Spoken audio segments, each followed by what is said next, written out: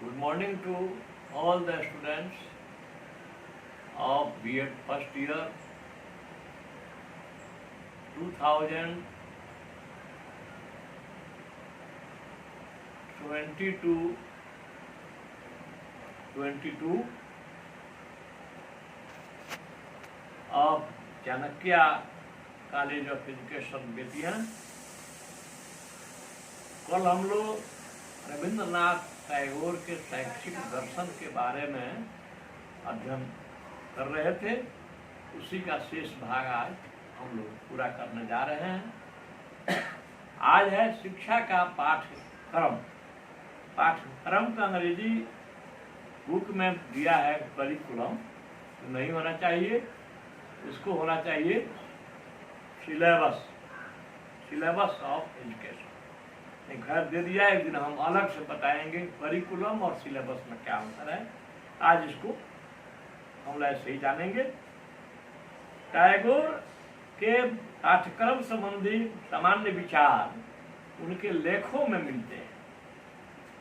टैगोर पूर्ण मानव को विकसित करना चाहते थे और इस उद्देश्य की प्राप्ति के लिए उन्होंने भारतीय विद्यालयों के पाठ्यक्रमों को दोषपूर्ण बताया और एक व्यापक पाठ्यक्रम बनाने का सुझाव दिया जो बालक के जीवन के सभी पक्षों का विकास कर सके और बालक को पूर्ण जीवन जीने के लायक बना सके।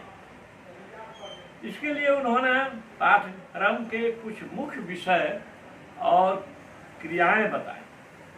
जैसे विषय है इतिहास, भूगोल, साहित्य, विज्ञान, प्रकृति अध्ययन। क्रियाएं में होगा नाटक, भ्रमण, बागवानी, क्षेत्रीय अध्ययन, प्रयोगशाला का ड्राइंग, मौलिक रचना, अजायब घर के लिए विभिन्न वस्तुएं। अतिरिक्त पाठ्यक्रम क्रियाएं हैं तीसरे नंबर पर। इसमें है खेलकूद, समाज सेवा, छात्र स्वशासन आदि। डॉक्टर मुखर्जी के अनुसार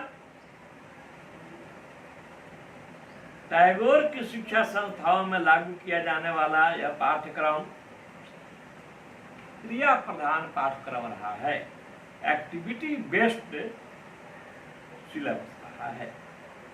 अब है शिक्षण विधि। टैगोर ने निम्नलिखित शिक्षण विधियों के अनुसार शिक्षा देने की बात की है। एक है भ्रमण के समय पढ़ाना, टीचिंग व्हाइल वॉकिंग। टैगोर का विश्वास था कि कक्षा में पढ़ाई जाने वाली शिक्षा का प्रभाव न तो बालकों के मस्तिष्क पर पड़ता है न उनके शरीर पर। उनका विचार है कि ऐसी शिक्षा गतिहीन शिक्षा व्यर्थ है। वे कहते थे कि भ्रमण के समय, टूर के समय या वॉकिंग के समय बालकों की मानसिक शक्तियां अलर्ट रहती हैं, अतः वे अनेक विषयों को प्रत्यक्ष रूप से देखकर उनके विषय में ज्ञान को सरलता से प्राप्त कर लेते हैं। इस दृष्टि से टैगोर के इस शब्दों में भ्रमण के समय पढ़ाना शिक्षण की सर्वोत्तम विधि है।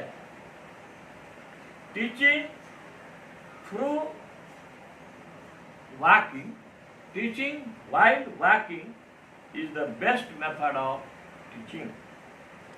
नाउ दूसरा है वाद विवाद तथा प्रश्नोत्तर विधि, अंग्रेजी में discussion and question answer method. इनका विश्वास था कि वास्तविक शिक्षा केवल पुस्तकों के रटने से ही प्राप्त नहीं होती, बल्कि बालकों को प्रश्नों और उत्तर के द्वारा शिक्षा दी जानी चाहिए। क्योंकि टैगोर जी जब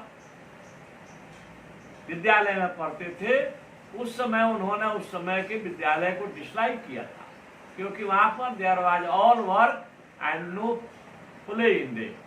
वहां पर केवल पढ़ाई थी, खेलने की व्यवस्था नहीं थी, इसीलिए उन्होंने डिसलाइक किया था इसको। इसके अतिरिक्त वे वाद विवाद विधि के समर्थक थे। वे कहते थे कि बालकों के समक्ष अनेक प्रकार के प्रॉब्लम्स रखी जानी चाहिए, समस्याएं रखनी चाहिए, और उनसे समस्याओं का हल वाद विवाद द्वारा निकलवाना चाहिए। अब आइए तीसरा, क्रिया द्वारा शिक्षण, लर्निंग थ्रू एक्टिविटी। टैगोर ने क्रिया द्वारा शिक्षण को विशेष महत्व दिया है। उनका विश्वास था कि क्रिया करने से शरीर और मस्तिष्क दोनों को शक्ति मिलती है। इसीलिए उन्होंने अपने विश्व प्रसिद्ध संस्थान शांति निकेतन में किसी न किसी दस्तकारी को हाथ से काम करने को सीखना अनिवार्य। चौथा इनका मुख्य शिक्षण विधि है मातृभाषा द्वारा शिक्षण, टीचिंग थ्रू मदर टंग। यानी जो मदर टंग होता है वह बच्चा बिना किसी विशेष प्रयास के अपने माता पिता, अपने परिवार के सदस्यों या आसपास के वातावरण से स्वतः ही सीख लेता है। उसके लिए किसी बुक या ट्यूशन या स्कूल की जरूरत नहीं पड़ती। तो उन्होंने कहा कि मातृभाषा जो है वह शिक्षा का सरलतम माध्यम है, इजीएस्ट मीडियम ऑफ टीचिंग। उन्होंने कहा था कि विदेशी भाषा के माध्यम से शिक्षा देना अनुचित है। आजकल जो लोग कह रहे हैं कि हमारा लड़का इंग्लिश मीडियम में पढ़ता है तो उसका जो जड़ है उसका खाए नहीं है, कुनगिर जो है कमल के पौधे के भांति खाली ऊपर ऊपर दिखाई पड़ता है। तो उन्होंने कहा था कि बच्चों को मातृभाषा के द्वारा शिक्षा मिलनी चाहिए, वह सरलतम है।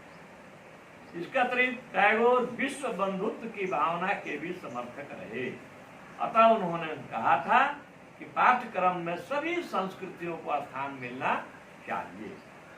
अब आइए पांचवा, यह भी महत्वपूर्ण सिद्धांत है, शिक्षण विधि है टीचिंग थ्रू प्लेइंग, खेल द्वारा शिक्षण।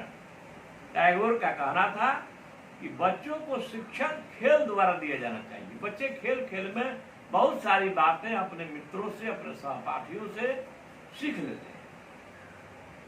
खेल द्वारा शिक्षण उत्तम होता है क्योंकि खेल में बालक अभिरुचि लेते हैं, आनंद का अनुभव करते हैं और स्वतंत्रता का भी अनुभव करते हैं। इससे शिक्षण मनोरंजक तथा सिंपल हो जाता है, सरल। अब नाउ छठा है स्वानुभव द्वारा शिक्षण, स्व जोड़ अनुभव, अ जोड़ अ मिलाकर आ हो जाता है, तो स्वानुभव द्वारा शिक्षण, लर्निंग थ्रू एक्सपीरियंस। इनका विश्वास था कि शिक्षण इस प्रकार किया जाना चाहिए जिससे बालक स्वयं के अनुभवों से कुछ सीख सकें। इसके लिए आवश्यक है कि शिक्षा को बालक के जीवन पर केंद्रित किया जाए। जब शिक्षा जीवन से संबंधित हो जाती है तो उसमें जो आर्टिफिशियलिटी होती है, जो कृत्रिमता होती है, वह समाप्त हो जाती है और बालक के अपने अनुभवों का महत्व बढ़ जाता है। अब उसके बाद है अनुशासन। टैगोर अनुशासन को बाह्य व्यवस्था के रूप में नहीं वरन आंतरिक भावना के रूप में स्वीकार करते थे। इनके अनुसार अनुशासन को ऊपर से थोपना नहीं चाहिए। ये दंड व्यवस्था के प्रबल विरोधी थे। बच्चों को दंडित नहीं किया जाना चाहिए। बच्चों को दंडित करना घोर अपराध है। उनकी मान्यता थी यदि शिक्षक ज्ञानी है, चरित्रवान है, समयनिष्ठ है, कर्तव्यनिष्ठ है, तो विद्यार्थियों के साथ उसका व्यवहार प्रेम और सहानुभूतिपूर्ण है, तो बालक अपने शिक्षक को देखकर स्वयं ही अनुशासन का पालन करेंगे। यानी वे स्वानुशासन के समर्थक थे और स्वानुशासन के लिए खेलकूद, साहित्यिक और सांस्कृतिक कार्यक्रम के आयोजन को विद्यालय में आवश्यक मानते हैं। विद्यालय में समय समय पर आयोजन होते रहना चाहिए। अब आइए, टैगोर ने शिक्षण विधि की तुलना में शिक्षक को बहुत अधिक महत्व दिया है। शिक्षा केवल शिक्षक के द्वारा ही और शिक्षण विधि के द्वारा ही नहीं दी जा सकती है। मनुष्य केवल मनुष्य से ही सीख सकता है। अतः शिक्षक को पूर्वाग्रही नहीं होना चाहिए, संकीर्ण नहीं होना चाहिए और घमंडी नहीं होना चाहिए, अहंकारी नहीं होना चाहिए। इस प्रकार चूंकि शिक्षक के चरित्र को देख करके ही बालक भी उसका अनुकरण करते हैं। किसी छात्र को उसके पिताजी कितने भी योग्य क्यों नहीं हो, उसको अगर वह सही ही बतलाते हैं और छात्र जो है उसके शिक्षक महोदय ने गलत ही क्यों नहीं बता दिया है, तो वह कहता है नहीं, हमारे सर जी बताए हैं, हमारे गुरु जी बताए हैं। इसीलिए शिक्षक का जो आचरण है वह हर माने में बहुत ही सराहनीय होना चाहिए, प्रशंसनीय होना चाहिए और उसको सभी बच्चों से प्रेम और सहानुभूतिपूर्ण विचार व्यवहार करना चाहिए। किसी के साथ किसी प्रकार का भेदभाव नहीं करना। इस प्रकार टैगोर ने शिक्षक को शिक्षा व्यवस्था का प्रमुख आधार माना है। इस रूप में शिक्षक के कार्य निम्नलिखित है। पहला है ऐसे वातावरण का निर्माण करना जिसमें बालक स्वानुभाव द्वारा सरलता पूर्वक सीख सके। बालक पहले अनुभव करे, जब वो अनुभव करेगा तो आसानी से सीख लेगा। दूसरा है शिक्षक को बालक के जीवन की गति, मस्तिष्क को बंधन से मुक्ति देना चाहिए। दास्ता से उसको मुक्ति मिलनी चाहिए, चाहे वह जिस प्रकार की दास्ता हो, आर्थिक हो, सामाजिक हो, क्षेत्रीय हो, भाषा संबंधी हो, जाति संबंधी हो, धर्म संबंधी, इन सभी संकीर्ण भावनाओं से अपने छात्रों को ऊपर रखना चाहिए। उन्हें बताना चाहिए कि पहले हम भारतवासी हैं, उसके बाद हम बिहार के रहने वाले हैं या उत्तर प्रदेश के रहने वाले हैं या पश्चिम बंगाल के रहने वाले हैं। पहले हम इंडियन हैं। इंडियन से भी पहले, टैगोर के शब्दों में, इंडियन से भी पहले हम मानव हैं, क्योंकि हम सब एक ही ईश्वर की संतान है। यह भावना बच्चों में भरनी चाहिए। तीसरा है बालक की रचनात्मक शक्तियों को विकसित करने का प्रयास करना चाहिए। उसके अंदर जो गुण हैं छिपे हुए रचनात्मक, उनको बाहर लाना चाहिए।